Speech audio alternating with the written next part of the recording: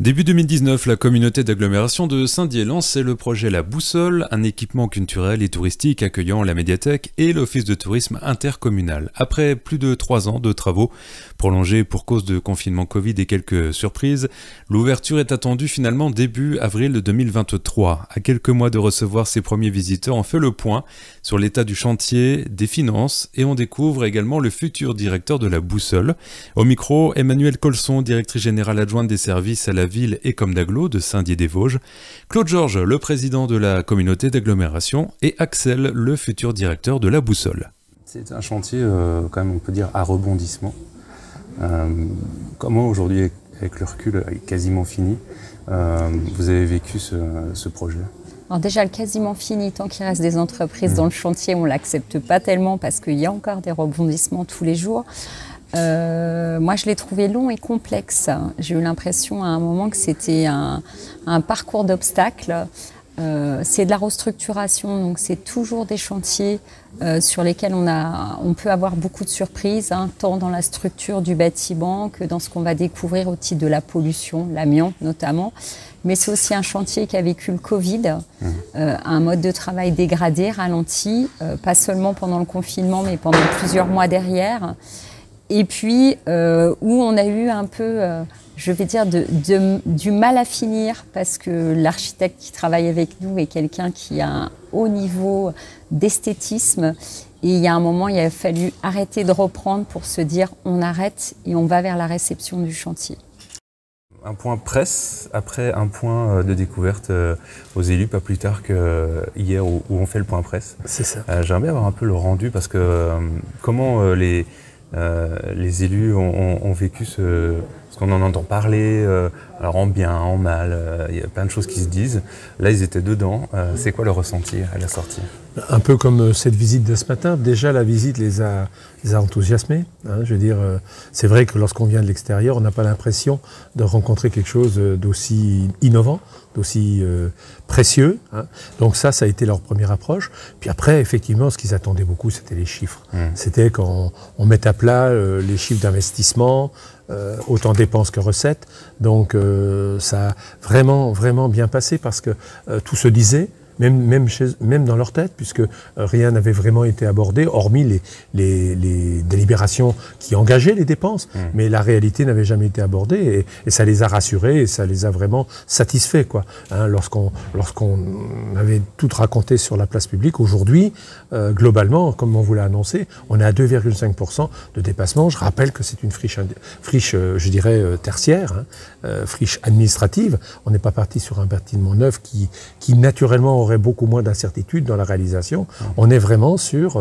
c'est plus qu'une belle réussite financière et économique. Il y avait cette volonté aussi de sauver le bâtiment à un moment où il était disponible. Absolument, il y a ça, c'est le cœur de ville, donc c'était aussi une nécessité. Je veux dire, je pense qu'on ne peut pas tout se permettre de raser. Il y a aussi à réhabiliter, et c'est vraiment l'initiative des élus de l'époque. C'est une très belle initiative d'avoir osé décider de faire ce beau projet dans une friche.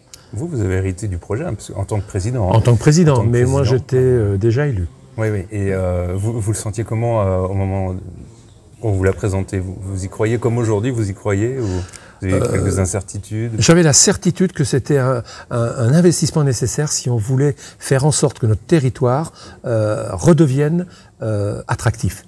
Attractif au-delà de notre territoire, attractif pour les investisseurs, pour les étudiants, pour les laisser venir faire des études chez nous, mais rester chez nous. C'était un investissement indispensable, qui n'est pas toujours compris, mais je pense qu'on en reparlera dans un an et tout le territoire se l'aura approprié. Futur directeur de la médiathèque de La Boussole qui ouvrira en fin mars, début avril. C'est un peu une suite de mon parcours. J'ai intégré ici les équipes du réseau Escale en 2018 et je suis passé l'adjointe Catherine Var il y a maintenant 2 ans. Et du coup, on m'a proposé cette opportunité d'intégrer la direction de La Boussole. Et c'est une superbe opportunité puisque c'est un magnifique outil à destination de la population de la communauté d'agglomération et un superbe outil aussi pour pouvoir proposer des choses novatrices, notamment sur le territoire, en termes culturels mais également en termes sociaux. Donc c'est une vraie opportunité professionnelle, personnelle et surtout collective aussi, puisque nous avons Vous nous faire un peu la visite virtuelle de ce que vont trouver les visiteurs, les duodéciens au sein de la boussole, parce qu'il y a plusieurs espaces en fait. Tout à fait, on a fonctionné en fait par espace, souvent c'est par un petit peu section du savoir tout simplement. Donc on a des espaces plus classiques, c'est-à-dire la littérature, les romans policiers, à destination des adultes ou de la jeunesse. Et après des espaces un peu plus novateurs, on a par exemple un espace art et spectacle dans lequel les usagers trouveront des instruments de musique, donc c'est 14 instruments de musique, notamment des instruments à cordes et à percussion, ainsi que des petites malles aussi pour les enfants. Des vinyles, également des partitions. Donc l'idée, c'est de s'intéresser à tout ce qui est apprentissage, la pratique amateur, mais aussi l'apprentissage tout au long de la vie, avec un fonds documentaire qui s'appelle le fonds Réussir. Donc c'est pas du tout une injonction à la réussite, en fait, c'est pour proposer des solutions, des clés à chacun pour qu'il trouve son parcours, celui qu'il souhaite. Et c'est à la fois la formation initiale, également la formation tout au long de la vie. Donc voilà, on essaye de permettre à tout le monde d'accéder à ce qu'il souhaite. C'était un bâtiment administratif qui comprenait donc 3 usages. Sur la rue Stanislas, le commissariat, dont beaucoup doivent se rappeler, qui a déménagé rue de la Madeleine. Ensuite, il y avait le tribunal, là où il y a un peu moins de déodaciens qui s'y sont rendus. Et il y avait un 3e espace, celui dans lequel nous sommes, qui a été libéré en premier, qui était la chambre de commerce et d'industrie, qui s'est fait reconstruire un bâtiment à l'entrée de Saint-Dié. Ouais. Donc c'était une grosse friche administrative qui n'avait pas tout à fait la même forme et qui surtout n'était pas un bâtiment unique parce que les 3 bâtiments ne communiquaient pas entre eux. Et là aujourd'hui c'est le cas, ils communiquent entre eux. Là où nous sommes dans l'atrium, c'est en fait, si j'ai bien compris, un ancien espace de stationnement entre les bâtiments. Alors il y a une partie de l'atrium qui était du bâtiment et une partie de l'atrium qui était effectivement la cour intérieure. Hein. Le bâtiment faisait un U un peu refermé sur l'arrière. Il donnait sur la rue Baligan et effectivement les voitures rentraient, se garaient là où nous irons bientôt s'asseoir pour lire. Et ce projet avait aussi, entre autres, les conditions de ne pas toucher à la façade extérieure parce qu'elle est historique. Oui, alors c'est un bâtiment qui fait partie de l'ensemble administratif issu de la seconde reconstruction de Saint-Dié-des-Vosges. Donc c'est du monument qui est intéressant, emblématique et surtout sur lequel on travaille. On travaille depuis plusieurs années à sa valorisation. Donc il n'était pas question de faire une réhabilitation qui ne soit pas exemplaire de ce côté-là. Donc en partenariat avec l'architecte des bâtiments de France, le fil conducteur retenu a été plutôt de ne pas toucher aux façades, enfin en tout cas pas beaucoup puisque les menuiseries ont quand même toutes été changées, et de plutôt, si c'était possible, mettre les réserves ailleurs dans le bâtiment. Alors ailleurs, ça a vite été très contraint. Le bâtiment ne permettait pas d'avoir le poids de réserve au premier étage ou au 2e étage, hein, sinon il fallait renforcer toutes les structures. Donc la solution qui a été retenue, c'est de le faire sous le bâtiment. Donc on a des réserves cuvelées qui sont en dessous de l'atrium et qui aujourd'hui accueillent toutes les collections patrimoniales du territoire. Donc c'est vraiment du sous-sol au plafond. C'est ça, réhabilitation du sous-sol au plafond. Et d'ailleurs, le sous-sol nous a apporté son lot de surprises, alors j'ai dit hier, décembre 2018, je pense que c'était ça, il y a eu des grosses pluies, quelques inondations, et notre AEMO m'a conseillé d'aller voir dans les vides sanitaires où en était l'eau. On était à 80 ou 90 cm. Donc il a fallu se dire qu'il fallait revoir complet le projet de réserve pour les cuvelés, hein, pour éviter que l'eau s'infiltre, donc un travail supplémentaire. Et puis, quand on a voulu aussi creuser pour faire les réserves, on a eu aussi quelques doutes sur la structure qui était moins renforcée que prévu. On ne voit jamais ce qui est dans le sol quand le bâtiment est construit, et ce qui a nécessité aussi un renfort métallique de certaines zones. Donc les chiffres, c'est vrai que c'est une question que les élus se posaient, une question que les habitants se posaient aussi. On rappelle quand même simplement, donc 14 millions dans sa globalité, 4 millions à charge de la Comtablo. Vous avez investi donc sur 20 ans, c'est ça, avec sur 20 ans, on a un taux assez intéressant. Oui, plus qu'intéressant. Ouais. Hein, on a équilibré, de dire notre dépense sur 20 ans, il est plus intelligent de le faire par emprunt, surtout qu'à ce moment-là, le taux était plus qu'intéressant, puisqu'on était à 0,65, 0,70, taux fixe. Donc c'est vrai que finalement, 2% d'augmentation sur les 14 millions, c'est marginal presque par rapport à un chantier aussi gros. C'est marginal. Voilà. C'est marginal. Il faut bien que les auditeurs le comprennent. Oui, je pense. Hein. Je pense que, bien sûr, 2,5%, ça peut paraître important, mais par rapport au projet, par expérience professionnelle, honnêtement, c'est une prouesse qu'on peut saluer de notre architecte, mais surtout de notre chef de projet, qui a veillé au grain du début à la fin, quoi. C'était pas facile, hein, vous savez. Les avenants, c'est d'avoir découvert plus d'amiante qu'il n'y en avait, imaginé au départ, supposé. Donc c'était des choses qu'on ne peut pas reprocher à nos AMO ni à notre architecte. Il y a des choses qui sont prévisibles et d'autres pas. Mais malgré tout, dans l'imprévisible, on est quand même dans une gestion du coup à moins de 3%. Il n'y a rien de... Très bien, il n'y a rien d'anormal. Ouais. Non, il n'y a rien d'anormal. Et ça doit rassurer nos habitants. Comme on a réussi à rassurer nos élus hier et le 5 décembre également. La part que Saint-Dié payait pour Victor Hugo, la médiathèque Victor Hugo, est transférée à l'agglomération. Mais le reste va être pris à charge, toujours pour part par de nouveau les impôts des habitants de Saint-Dié et de l'ensemble du territoire. Mais c'est quand même un outil qui est destiné à l'ensemble du territoire, vu les prix attractifs que nous avons proposés pour l'entrée et l'ouverture. Donc il est tout à fait normal de penser que l'ensemble du territoire va participer au fonctionnement et à l'investissement. Sachant que je rappelle quand même que la ville de Saint-Dié, rien que pour l'investissement, va rembourser par l'intermédiaire des impôts plus de 25%. Puisque il y a 75 000 habitants et il y a plus de 20 000 habitants, je dirais, sur Saint-Dié, donc faites le ratio. Donc je dirais, c'est équilibré, c'est juste, quoi. Donc faut arrêter de penser que les petits villages vont payer la médiathèque de Saint-Dié. Oui, voilà, c'est ça. Vous avez un accent qui me fait dire que vous n'êtes pas vosgien. Non, tout à fait. Je viens du sud-ouest. Je suis arrivé pour la prise de poste ici. D'accord. Et où vous étiez dans le sud-ouest, vous étiez déjà dans un environnement tel que la Boussole ou c'est vraiment... Alors je travaillais déjà en bibliothèque, mais en bibliothèque universitaire. Je travaillais à la bibliothèque de Sciences Po Bordeaux, exactement. Voilà, j'ai fait quelques années là-bas. J'ai passé le concours de bibliothécaire et j'ai ensuite intégré le réseau Escale en 2018. L'accent vous a trahi. C'est ça, exactement. Donc là, on rentre à la Boussole, on arrive dans ce qu'on appelle l'atrium, ce qui est vraiment la pièce centrale, ouverte, lumineuse. Et après, on gravite autour à l'étage, en fait, c'est ça? Exactement, en fait, on a un atrium central qui dessert l'ensemble des espaces, qui est un peu une vitrine de tout ce que vous pourrez trouver à la Boussole. Et c'est un espace convivial avec un ensemble d'assises qui seront vraiment agréables, avec une création d'ambiance faite par l'architecte en fonction des endroits où vous irez aussi. Une ambiance pour la section BD, une ambiance pour la section jeux vidéo, très marquée, voilà, avec des assises particulières, des couleurs particulières. Et en fait, ça reflète un peu une ambition qui était justement de pouvoir proposer plein d'espaces différents et de proposer le plus de choses diverses possibles. En fait. Alors il y a des collections au niveau de la géographie, bien sûr, parce qu'on ne peut pas parler de Saint-Dié, de la Boussole sans la géographie. On disait les prêts d'instruments, ça c'est assez novateur quand même de pouvoir emprunter comme un livre, on emprunte, je sais pas, une guitare ou ce genre de choses. Tout à fait. Ouais. Et en fait, on a trois aspects documentaires principaux. On a d'un côté nos apprentissages, dont j'ai déjà parlé, la géographie, le second point. Avec le FIG, voilà, on avait tout intérêt, nous, à proposer quelque chose autour de la géographie. Donc on aura un fond de cartes également, de cartes IGN, de cartes sur le territoire qui seront à destination des usagers, notamment les touristes, et qui permettront de visiter un peu le territoire. Également un fond complémentaire en plus des instruments de musique, en fait, des choses qui sont un peu novateurs. On va aussi prêter sur place des ordinateurs portables. Des liseuses également, donc c'est tout. L'atrium, on peut en parler, parce que c'est un peu la pièce centrale, la pièce maîtresse du bâtiment. Il change d'atmosphère lumineuse en fonction de la journée. Oui, c'est ce qu'a voulu l'architecte, donc l'agence Coulon. Je ne sais plus si je l'ai dit au départ, donc je vais quand même les reciter. La volonté, ça a été de faire déjà un clin d'œil, le lien avec le Corbusier, les couleurs, on retrouve ce gris, le Corbusier un peu partout.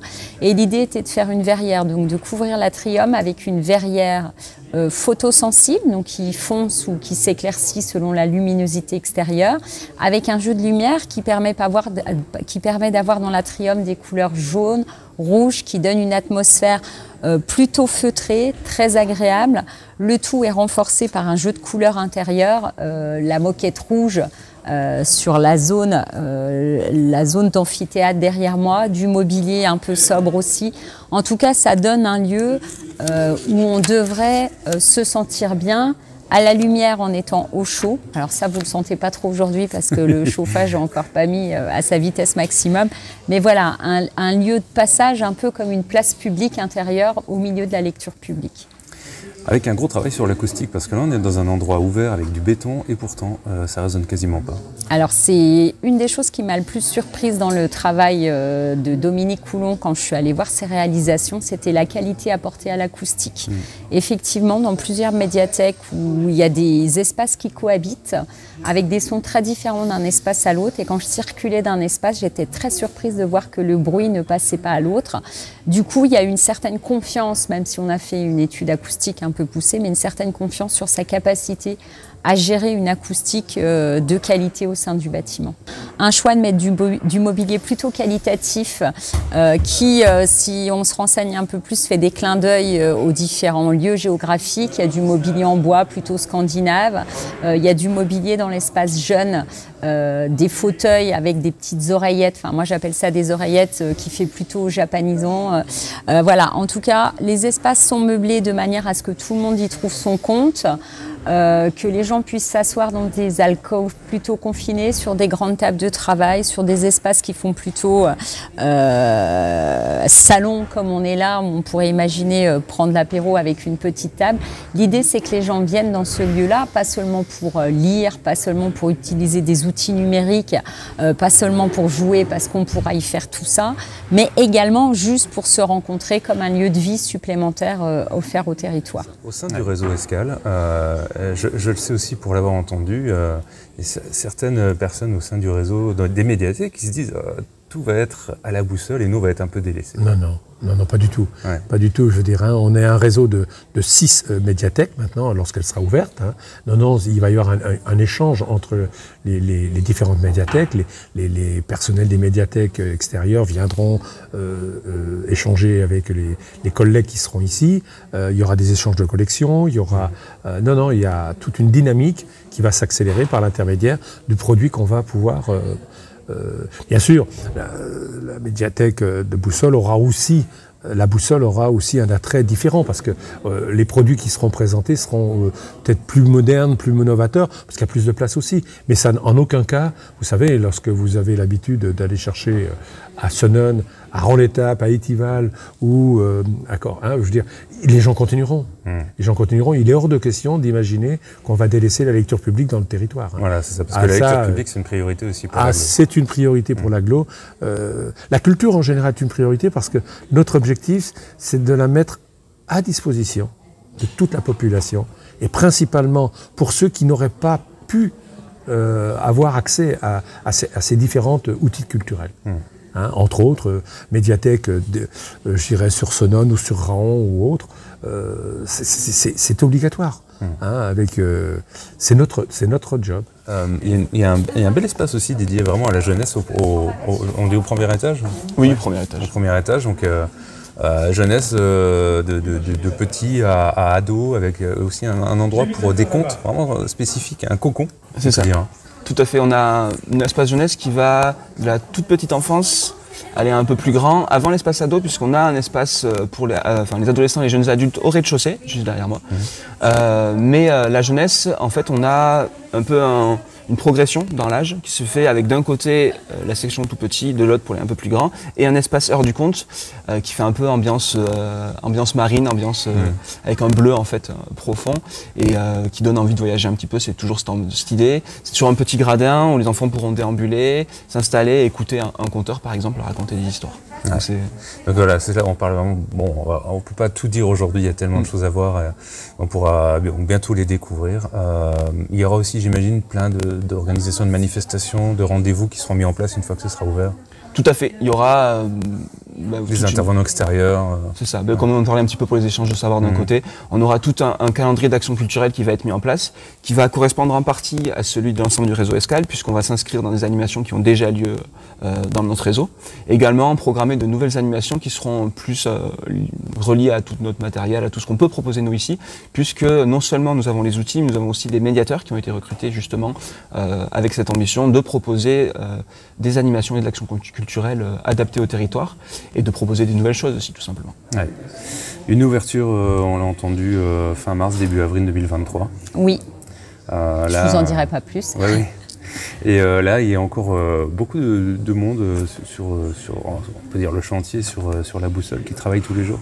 Oui, alors non, pas par rapport à ce que c'était avant, je vais vous dire non. Mais oui, quand on passe, on voit un bâtiment dans lequel les étagères sont déjà là, une partie des collections est déjà là, on a l'impression que c'est presque fini, mais on a réceptionné le bâtiment d'un point de vue travaux avec et sous réserve. Ce qui veut dire qu'il y a des lots qui sont à finir parce qu'ils n'étaient pas finis, notamment le lot menuiserie qui est en train de se finir, et il y a des lots pour lesquels on avait des petits soucis. Alors je vous donne des exemples. Le mobilier a souvent de l'éclairage intégré. Ce qui veut dire que quand le menuisier doit terminer des parties du bâtiment, il y a un électricien qui passe derrière pour intégrer l'éclairage. Donc le deuxième corps de métier est soumis à la contrainte du premier. Il y a aussi des zones, vous avez dû le voir pendant la visite, où il manque des grilles. Donc on a du matériel qui n'arrive pas. On subit quand même un peu certaines pénuries liées à la crise, comme tout le monde. Donc il y a des choses qui ont pris plus de temps. Et aujourd'hui, on est en train de finir tous ces petits détails. Alors je tourne la tête parce que j'essaye de regarder ce que je pourrais voir d'ici qui n'est pas fait. Des poteaux, par exemple, qui ne sont pas finis. Enfin voilà. Il reste des finitions, mais rien de dramatique et qui n'empêche pas les futurs utilisateurs de l'équipement, donc je pense à l'OTI, je pense au service développement économique et lecture publique, de venir dedans et de s'y installer. Voilà. Tout le mobilier fait que l'ambiance fait qu'on aime bien aussi y passer du temps, quoi. Tout à fait, on a des espaces qui sont partagés. Donc l'espace tiers-lieu, c'est justement un espace entre la vie professionnelle et le domicile. Donc c'est un espace où on vit aussi. Et la boussole a cette volonté justement de proposer des espaces de vie pour les usagers, aussi des espaces de vie pour d'autres publics. Je pense aux partenaires, aux associations, aux entreprises qui pourront louer un certain nombre ou se voir prêter un certain nombre de salles, dont la salle des ateliers numériques par exemple, avec une mise à disposition de matériel. Et pour lesquels nous aussi, notre personnel à nous, nos médiateurs numériques pourront intervenir, justement mettre à disposition des compétences. Ils pourront utiliser notre imprimante 3D, notre découpeuse vinyle, ils pourront bénéficier de nos outils, de notre savoir, et également d'espaces conviviaux dans lesquels ils pourront faire des réunions. C'est ça, mais sans jamais déranger les uns les autres, quoi. Complètement, ce sera parfois pendant les horaires d'ouverture, parfois en dehors des horaires d'ouverture, donc on peut imaginer tout un calendrier d'actions comme ça, en dehors un petit peu de la vie, on va dire, plus classique de la médiathèque. Avec des événements qui ont lieu en matinée par exemple, pendant l'accueil de classe qui se fera également en dehors des heures d'ouverture, ce genre de... C'est vraiment un dispositif complet de la lecture publique sur le territoire de la communauté d'agglomération de Saint-Dié. Et vous avez terminé le transfert de Victor Hugo à ici, ou il y a encore des... Alors non, on est en cours, on a terminé le déménagement de ce qu'on appelle la lecture publique, donc ce qui se trouvera ici dans les espaces publics, et nous sommes en cours de déménagement des collections patrimoniales. Donc là nous avons 100 000 documents, ou 3,8 km de documents linéaires, qui sont en train de déménager là actuellement, avec une fin de déménagement prévue début janvier. Donc c'est un déménagement sur le long cours, puisque c'est des ouvrages dans lesquels on doit respecter des conditions particulières de manipulation et de transfert, et du coup voilà, c'est un déménagement qui se terminera normalement début janvier pour ces collections. Et une fois qu'elle sera ouverte, vous allez quand même y veiller avec un comité de suivi. Un comité de suivi. Qui va suivre donc justement l'ouverture sur un an pour être sûr que c'est ça. Au minima la première année, donc il sera composé d'élus du métier concerné. Hein. Je dirais, je pense au vice-président au bâtiment et aux travaux, vice-président aux finances, vice-président, je dirais, à la culture, vice-président au tourisme, puisque je rappelle quand même qu'au sein de la boussole, nous avons aussi l'office du tourisme intercommunal, hein, et également, je dirais, comme il y aura quand même le côté, il y a 22 ETP, donc on aura aussi la vice-présidente aux ressources humaines, hein, qui sera dans le groupe, et à l'envers, complétée donc des agents. Donc de la chef de projet, de la directrice du réseau Escale, du directeur de la boussole elle-même. Hein, il y aura le directeur financier et un contrôleur de gestion, et ça j'attache beaucoup d'importance, un contrôleur de gestion qui aura pour mission de nous détailler à chaque fois l'ensemble de toutes les dépenses. Donc transparence. Transparence ensuite, voilà. Donc nous, comité, ça sera pour les aider à prendre les décisions, parce que ça nous paraissait anormal que deux personnes prennent l'entière responsabilité de ce paquebot. Donc là, on sera plusieurs pour les aider. Et les chiffres seront retransmis au sein du bureau exécutif qui est composé de 24 personnes, vice-président et conseiller délégué. Donc une gestion et des coûts aussi transparents que l'Atrium aujourd'hui. Exactement. Voilà. Merci pour la comparaison. Tout à fait. Et donc les habitants pourront découvrir à l'occasion d'un grand week-end d'ouverture. C'est ce qu'on espère. Voilà, on aimerait bien faire en sorte que l'inauguration se passe en porte d'entrée en début de week-end pour être un week-end complètement ouvert à tout le public. De la journée complète du samedi et du dimanche. C'est notre objectif. On va essayer de construire cette inauguration de cette manière. On parle de la boussole, mais complète, c'est-à-dire avec l'office de tourisme, le tiers-lieu, oui, tout le bâtiment. Absolument, tout le bâtiment. Tout le bâtiment. Tout à fait. Il n'y a plus qu'à.